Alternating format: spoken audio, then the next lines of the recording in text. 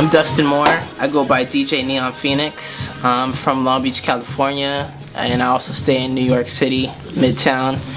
I'm a lover. I believe in peace. I believe that we are all connected. I believe in the language of music, and I DJ, I produce, I play drum machines, I MIDI map, and I play the bass, piano, and dance around on stage. Well, we just finished playing at the O2 Arena. We had a show with Nas at the O2 Arena. It's a Life is Good tour. He flew us out, wanted the full band for this show, and the crowd was full of energy. I almost got burnt by pyro tonight. That was kind of crazy. It was a wild experience because I didn't know that it was there, and then the fire shot up, and I thought my hair was on fire, and I like backed up, and that was kind of crazy. But besides that, the crowd was wild, the band was really tight, and Nas was filling the show tonight. It was a lot of fun. I love playing in London. It's a good city and has good people with lots of energy. Before Life is Good, he had a untitled album, which was actually called the N-word album. I don't know if I want to censor myself or not, but it's called the album.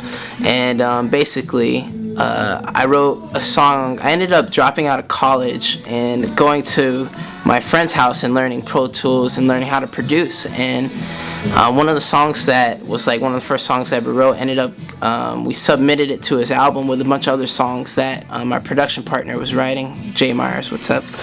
And when that got submitted, a song called Breathe that I wrote, which is like my first record, ended up on his album. And he loved it, and then I met Anthony Soleil, who is his manager with Imagine Entertainment, and after that he reached out and said, can you guys do Jimmy Kimmel Live? And I was like, yeah, of course we can. And put together the band. We were already a band, so it was easy, and we learned a couple songs, never rehearsed with him. He walked on stage, they were filming, we played Hero on Jimmy Kimmel Live with Nas and Carrie Hilson. And after we did that performance and did that live taping, he was like, yo, can you guys play the Roxy with me the next night for a 90-minute set? I was like, yeah, we can do it. Not knowing how much work I got myself into. And spent all night arranging songs in Pro Tools, and I never worked in that program before. And we ended up doing the show at the Roxy with Nas, and after we did that, he said, can you guys come to New York? And then it just spiraled, and we just kept doing shows, and it turned into a constant thing. And now it's just the best time of our lives every time we get to tour with Nas. He's just a very intelligent person, and a good man, and a great spirit, and it's fun to play with him and travel with him. Z is a group that's been through a lot of changes recently, but Z stands for the Omega. It means Omega, and it represents one and all of everything, and our logo is two sevens that slam together to create a new light for the world through music. So Z is basically, it's with my brothers Eddie Cole and Tom Terrell, and we're just experimenting. We're just making music that we love. It's live, it's electronic, it's glitched, it's DJ'd, and it's played. So right now it's just changing. We just keep changing right now because technology keeps changing. But we got music coming soon. We're working on a new project right now. We put out an album called Arize like in 2011. It was an EP, 7-song EP that was free. And if you want to download it, you can go to ibelieveinz.com and check it out. We got new music coming very, very soon. So that's Z, yeah. NeonPhoenix is something that was created recently. It's a rebirth for me. NeonPhoenix is, I just started DJing about a year and a half ago, and I just fell in love with it, and I wanted to recreate myself, and I was just like, okay, well, the phoenix symbolizes rebirth, and it dies, and then I believe in flying. I think everyone can fly if they choose to. But the phoenix is a bird of fire that inflames itself, and then it rises from the ashes, and it's reborn as a new symbol. And I love neon, I love the 80s, I love Prince, I love Michael Jackson, so I just put a switch up on it and called myself the NeonPhoenix, just because it's fun and I just identify with it. So that's like my new thing. That's the DJ, the trap, dubstep, electronic, tech house party guy. Well, my first gig was when I was 17 with Kenny Lattimore and Chante Moore, and that was like R&B gig. They're like 90s R&B legends, and that was a great learning experience. And then I did a couple camps and had the opportunity to play for Stevie Wonder. Like I forget if it was the 30th or 40th anniversary for Stevie Wonder, and that's where I met Herbie Hancock and George Duke. And then I also did a camp a couple years later and worked with Earth, Wind & Fire and got to hang out with Vernon White and just study his playing as a bass player, which was undescribable. And also worked with Victor Wooten and Steve Bailey, who are also like bass gods, if there's any bass players out there. Besides that, Lil Wayne, Carrie Hilson. We did a tour with Nas and Kanye West to Australia. Mario, who's an R&B singer. My band Z, and ran into Skrillex a couple times. So that's about it for right now. Musical heroes. Prince, greatest musician, entertainer of all time. Michael Jackson, of course. Pink Floyd. Daft Punk. I gotta give it to Kanye West on the production tip. I think he's extremely creative, and he's changing kind of the boundaries of what hip hop is. I like that he pushes the boundaries. He's like the Miles Davis of hip hop. Who else do I really like? So many people. Miles Davis, Herbie Hancock. Those are like the jazz greats. Jaco Pastorius, Victor Wooten. Weather Report.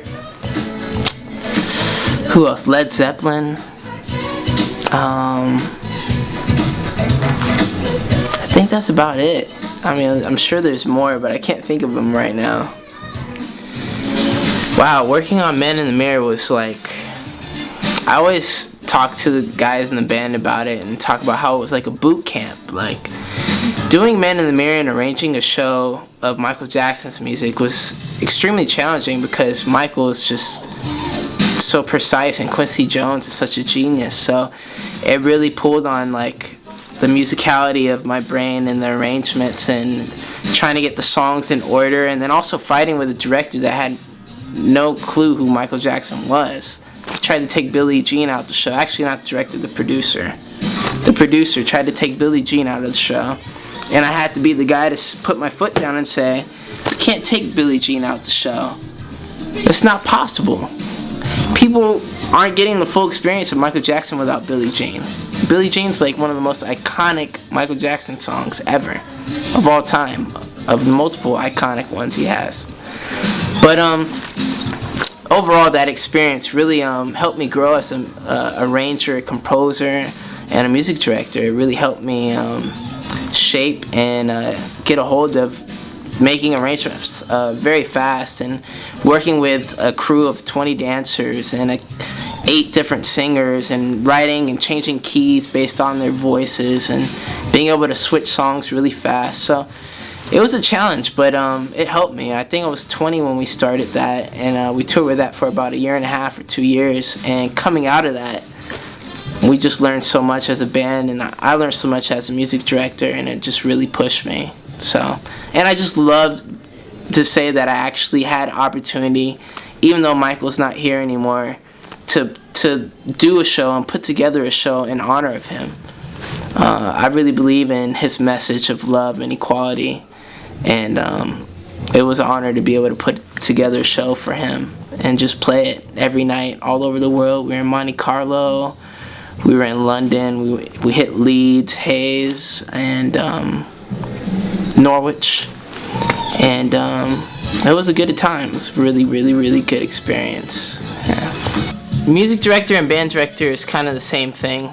Music director just means like what I focus on is the music. I just make sure that the arrangements, the transitions, sometimes the set list, the song order. Me and Green Lantern, DJ Green Lantern, we split that role with Nas now, because Green's just got such a vast knowledge of hip hop, and I just know music and I know the band because we grew up together. So we just talk about arrangements, we talk about transitions, we make sure that everyone knows what's coming up next. And a lot of the times on stage, things just happen randomly. I just gotta be on the mic and say, hey, we're jumping here, we're going to the hook, we're doing this, we're taking it to another song, get ready for this section. So it's just making sure that the music is tight and in order.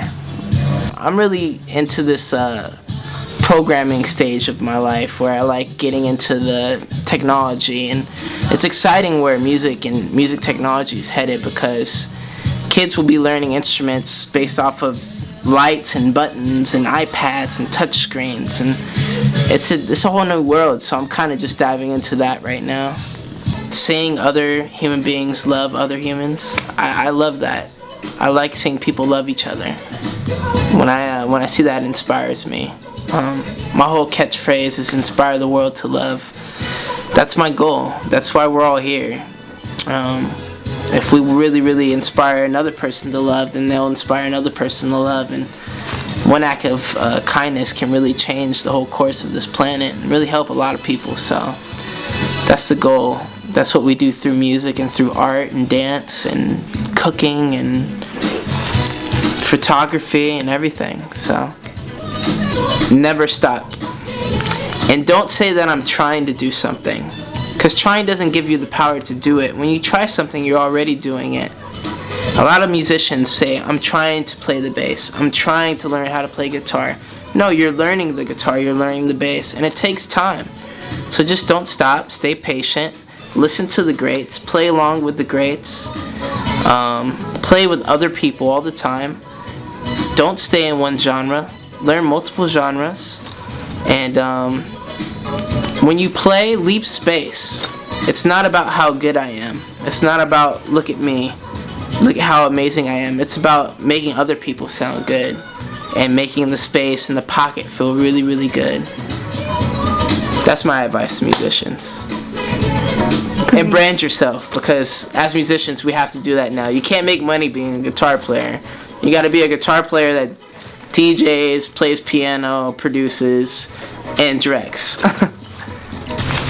Inspire the world to love. That's it. Peace and love. Walk it, live it, learn it, be it, do it. Just love everybody. And appreciate the beauty in the world. Take some time to just listen to a song and let it just, whatever emotions you feel, just let it take over you. Don't be ashamed to show that, and always be yourself. Love the world, and the world will love you back. You can find me at www.NeonPhoenixRises.com. I'm going to say it one more time. NeonPhoenixRises.com. Also, you can find me on my Facebook. You can search my name. I'm Dustin Troy Moore. Sometimes I disconnect from the social world, but I promise I'll get back to you if you just get me a couple messages in a row.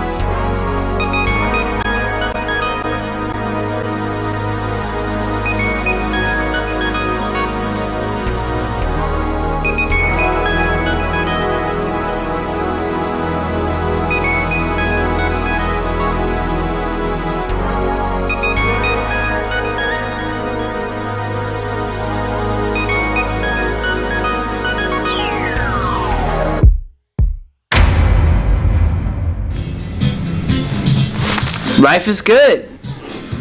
Thanks for coming. enjoy the music and enjoy your life. Have fun. Tell somebody you love them. Peace.